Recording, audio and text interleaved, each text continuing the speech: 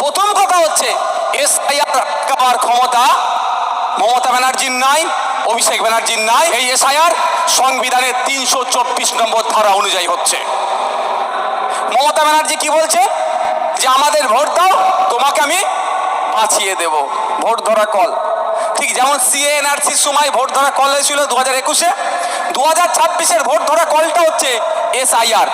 BJP বলবে তাড়িয়ে দেবো, আর তৃণমূল বলবে আমি বাঁচিয়ে নেব। আপনি ভাববেন বাঁচতে হবে আমাকে, চলো তৃণমূলের কোলে উঠে যাই।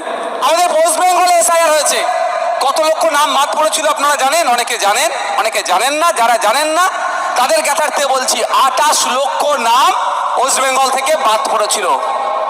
হই হয়েছিল। বিরোধী আসনে কারা ছিল? তৃণমূল কংগ্রেসেরা। কংগ্রেস তৃণমূল কংগ্রেস ছিল। শাসনে কারা ছিল? বামফ্রন্ট ছিল। কোনো হয়েছিল?